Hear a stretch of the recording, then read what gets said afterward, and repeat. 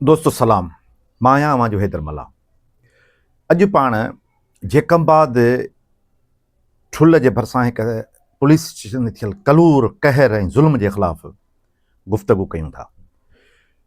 अॼु खां कुझु ॾींहं पहिरीं ठुल में हिकिड़ी न्याणी आसिया खोसो खे घर मां उहो अगवा कयो वियो ऐं अगवा कंदड़ के धाड़ेल कोन हुआ, के क्रिमिनल्स न हुआ, पर कानून जा मुहाफ़िज़ पुलिस स्टेशन जा सिपाही, एएसआई, जमादार ऐं उन्हनि खे हुकुम कयो एसएचओ। थियो छा त जीअं आम रवाज जे सामने थिए थो, कबीलनि जे विच में झेड़ो थिए थो, पोइ उन झेड़े में को माण्हू क़तलु थी वञे थो ऐं पोइ घर जा जेके मर्द आहिनि घर ख़ाली करे भॼी था वञनि। हिन खोसनि जी फैमिली सां बि ईअं ई थियो। मर्द भॼी हलिया विया, नियाणियूं पोयां घर में अकेलियूं रहियूं ऐं पोइ पुलिस उन्हनि जे घर में दाख़िल थी। पुलिस वारनि सां का बि फीमेल पुलिस न हुई, सभु मर्द पुलिस वारा घर में दाख़िल थिया। पोइ जेकी बि उन्हनि खे हथु आयो उहो सभु कुझु खयूं, माल लुटियऊं, सोन खयूं।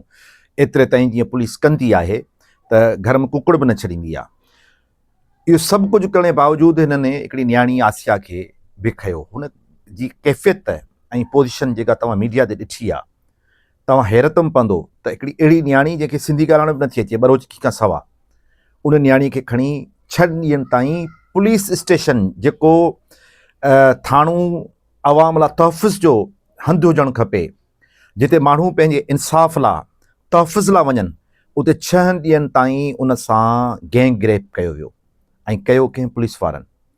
एफआईआर दाख़िल थी आहे, 6 पुलिस वारा जंहिंमें हिकु एएसआई आहे उहो गिरफ़्तार थियो आहे। पर असुल जेके हुकुम ॾींदड़ माण्हू आहिनि, छाकाणि त एएसआई थाणो त हलाए नथो, थाणो त हलाईंदो एसएचओ बाइज़त बरी आहे, उहो घुमंदो फिरंदो वठे, उनजो केरु नालो नथो वठे। उन हद जो डीएसपी उहो घुमंदो फिरंदो वठे।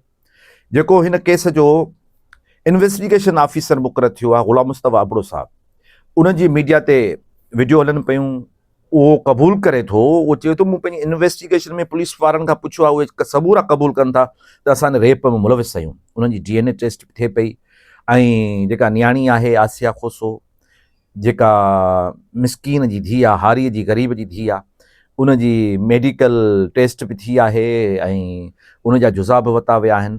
पर असां वटि थिए छा थो त 2-4 ॾींहं सोशल मीडिया ते इशू थिए थो, हू राइट्स वुमेन्स उन्हनि ते ॻाल्हि ॿोल थिए थी ऐं पोइ मुज़ाहिरा थियनि था, पोइ आवाज़ बुलंद थिए थो ऐं पोइ वरी केस लुड़ी ईअं थो वञे त अदालतुनि में जॾहिं वञे थो माण्हू थकिजी पवनि था।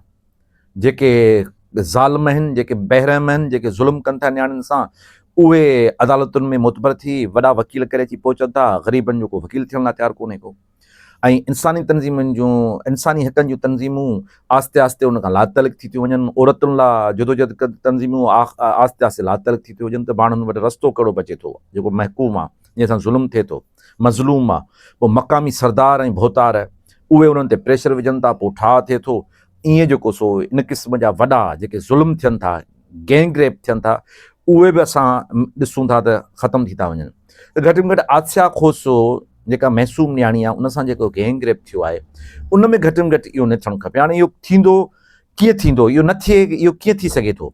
उन जो हिकिड़ो सफ़ा आसान तरीक़ो जेको आउं सम्झां थो इहो आहे त जेके ह्यूमन राइट्स जूं तंज़ीमूं आहिनि या औरतुनि जे हक़नि जूं तंज़ीमूं आहिनि या सियासी पार्टियूं आहिनि, उहे हिन महकूमनि माण्हुनि, हिननि ज़ुल्म सतायल माण्हुनि सां गॾिजी बीहनि ऐं उन वक़्त ताईं गॾिजी बीहनि जेसि ताईं उन्हनि खे इंसाफ़ नथो मिले। न त इहे भोतार सरदारनि खे समूरनि खे पंहिंजे उन जकड़ में क़ाबू कंदा ऐं हिकिड़े ॾींहुं उन केस ते हथु खणाए छॾींदा। त उमेदु कयूं था जेतिरो नोटिस वरितो वियो आहे सिंध हुकूमत तरफ़ां, पर इंसाफ़ ताईं या त सिंध हुकूमत उन्हनि खे वकील फ़राहम करे ऐं आख़िरी इंसाफ़ ताईं ही असांखे जंग विहणी आहे, जंग विहणु खपे। असां सम्झूं था त आसिया खोसो सां ज़ुल्म थियो आहे ऐं हिकिड़ी वरी जेका ख़तरनाक सूरत हाल आहे उन मां बि असांखे निकिरणु खपे। हाणे वरी जेके खोसा कबीले जा क्रिमिनल्स आहिनि, उनखे ही फ़क़ति खोसे कबीले जो मसइलो सम्झनि था। ही खोसा कबीले जी न्याणी कान्हे, ही सॼी सिंध जी न्याणी आहे, सिंध जे 7 करोड़ माण्हुनि जी न्याणी आहे। इन करे इनखे ईअं केस खे करे खणणु पवंदो असांखे त सिंध जी न्याणी आहे, सिंधी न्याणी आहे। रुगो खोसनि जी नियाणी कान्हे का।